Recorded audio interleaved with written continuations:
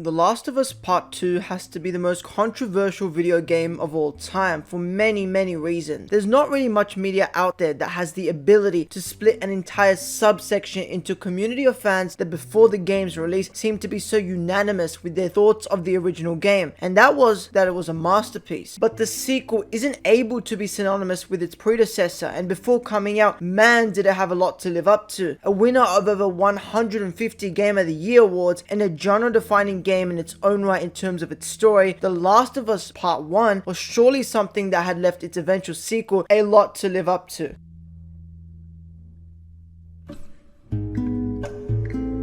I don't think anyone's out here complaining about the presentation of The Last of Us Part 2, because if they are, they're just goddamn wrong. The graphical fidelity of this game is absolutely superb on all levels, but that's kind of an obvious one, and so the overall presentation of the game in its entirety is something so incredible and technically impressive that every aspect of it should be praised for how amazing it really is. Let's break this down into different sequences, so I'm not just rambling about the game's presentation. The visual and graphical fidelity of this game is just incredible. The vibrance of the moving grass, the splashing of the water so vividly, so realistically, the environmental design of every level with all of its variety in terms of the interiors of the game and the outdoors. It's truly a superb experience in its presentation levels. Then let's just talk about that incredible sound design that truly is unlike any other game I've ever played. The detail in the noises of the guns, the rain, the splashing of water, the trudging of footsteps through the terrain. The game's technical design on every level is truly something unheard of for video games. The level design is also just so superb, and it's from the beauty of the detail within every interior. There's just been so much thought put into the game's design on all fronts, and it makes it one beautiful package overall. Overall, everything in terms of the presentation of this game is so uncontroversial and so universally accepted in its greatness that it really puts the game in a great light of how well made the game actually is in all of its technical elements, and makes the overall package even better.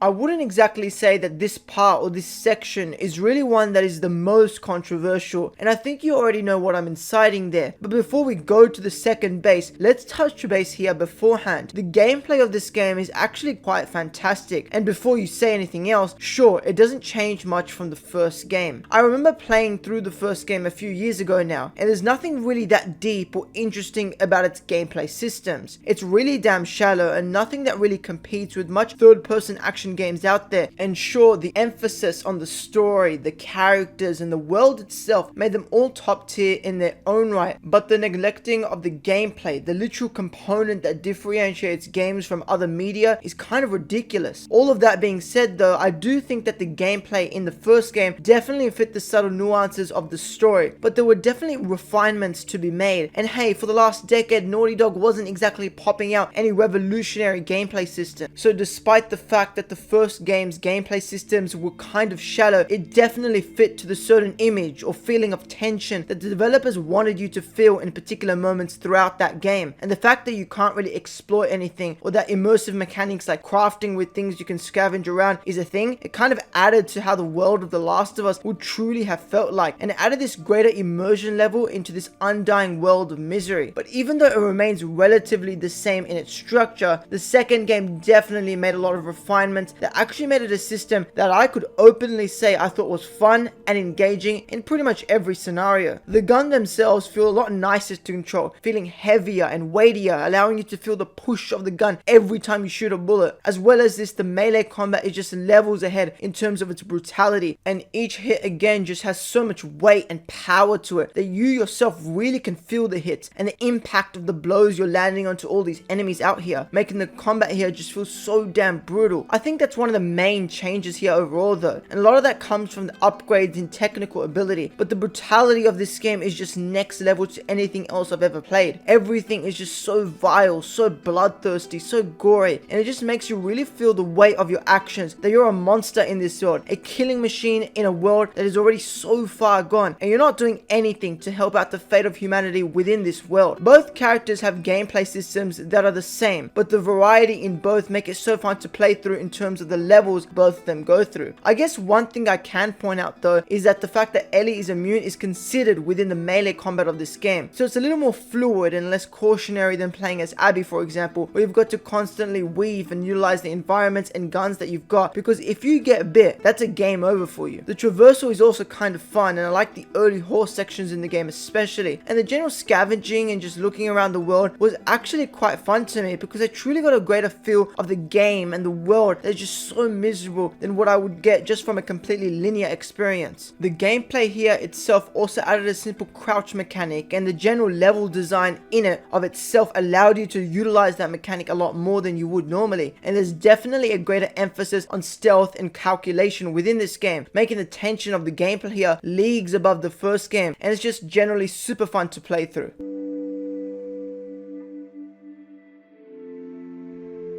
I guess we just had to get this part, didn't we? I'm going to try and make this the longest section in this video because there's just so much stuff to unpack here. This is the main controversy point of the game in its entirety, and any discourse online surrounding the game's two-sided nature for what fans perceived of the story is due to the core of the story, its events, and what it represented overall. Almost everything I've said to this point has been positive, and although we all kind of knew that the gameplay was going to have a few gripes, it was rare or even absurd to think that Naughty Dog, the cinematic genies of the gaming space, were gonna mess up with the story succession to their most successful video game of all time. It was just crazy to think about, but this game's story has been put through the absolute ringer, with everything leading up to the game, its release, and just the aftermath of reactions from people all over the fan base, new fans, just everyone had a take on the game. It wasn't rare to just be completely surrounded by all the hateful discourse, the negativity surrounding the story, because that's kind of what the fan base in its entirety was like at the time. Just no one could see the other side's reason or even understand why one person liked this and why another despised it. It was just a whole flip of the community's long-standing agreement in every aspect of the story of the first game, and instead we just had a whole fan base with, let's be honest here, a bunch of irrational and annoying takes in the way they were being presented. And what that meant was that even if a person had a good take or a bad take, it was so hard to differentiate the two because the conversation just became so diluted and annoying to follow in every aspect. But anyway, with all of that being said, I want to talk about my personal experience with this story, my journey with it, and just my general thoughts about it overall. I played the second game pretty much directly after playing the first game for the first time ever. I played them both at the start of 2021, and I pretty much binged the first game in a few days and then decided to start the second game. But it wouldn't be until a few weeks later that I would finish the game, because at that point I had other things to do, and so I had to play it in small increments like I do with games nowadays. And man, was this frustrating for a story as impactful and draining as this one in every element. I'd see one death and then move on to doing other things for a week or so, just thinking about what would happen next in the game. See another person die or just something crazy happen. Everything here was just so unpredictable in nature. I didn't really know what was going on. I was so conflicted, so confused about the actions of the character I thought I understood, but instead I genuinely, for the first time ever, thought about my actions in a video game. Like, why the hell was I on this crazy rampage? And then why am I forced to kill all these people? It's just so damn brutal and disturbing, and the whole story really is one that just takes so many twists and turns and becomes so unpredictable in nature that it's genuinely mentally tiring to understand what you're doing and why you're doing it. I'll be honest, my connection and drive to do Ellie's mission of revenge slowly wavered until it came to the point where I just wanted to play as Abby. I know I could get bashed or this video get disliked for me saying something like that, but man, was it true. Ellie was just becoming so draining for me to play as, and I just felt like as a person I didn't really understand what she was becoming. I definitely didn't agree with anything she was doing. She was so broken at her core, and you know, something like Joel's death ought to trigger some crazy sense of PTSD like she had, but the rampage she goes on in order to fill that void in her heart is just disturbing and uncanny in so many different ways. While you've got this giant story of revenge and murder on one hand, on the other hand you're literally playing as the person that killed the whole damn reason you liked this series in the first place. And for the first few hours I still resented her, but it's when you let your guard down and try to enjoy the story being presented that you see the motives of Abby definitely become more noble by the end compared to Ellie, who is just so dead straight determined to kill Abby that there's nothing she wouldn't sacrifice in order to do so. But Abby's reasons felt a lot more in place. Her dad was going to save the world and Joel stopped that. She killed him, but she didn't murder Ellie or Tommy. She let them go. She gave them this piece of mercy. But Ellie is a machine and she doesn't allow morality to stop her in any way. It kind of becomes a blind sight to her, where killing is something so senseless and easy to do, and it becomes to the point where it's more of a means to an end than anything else. She's so broken and distraught that we, the players, can't feel anything but disgust yet empathy for her loss. But even at the final moments of the game, she tries to kill Abby, trying to restore this fragment of her heart that's missing, and that's when it clicks that her heart will never truly be complete anymore, and she needs to learn to deal with that. This game isn't one that just has the core base layer of revenge. That's just observing it from the surface level of the writing here. It's the message of forgiveness and morality that drives the story. She forgives Abby at the end because it's the only way she'll ever find a way to find peace in herself and find her humanity that she's through so many times throughout the game. It's a riveting, emotionally draining story, and I've never played through or experienced any story in media that's anything like it, and I don't think I ever will. I think you can kind of tell as I present my points throughout this video, but I absolutely love this game. It's such an interesting, creative, and drastically different game to anything else out there, and it's one that I really did enjoy consuming, despite the fact that it was also one of the most draining stories I've ever had to sit and endure through. If you've played the game and didn't like it or just couldn't finish it, just please sit down and try the game again. Open your mind to the possibility of analyzing it at a different level, and I hope you enjoy it as much as I did. If not, please let's discuss your gripes with the story and we can have a nice chat about it. Anyway, that's all from me for today's video. I'll see you all in the next one. Peace.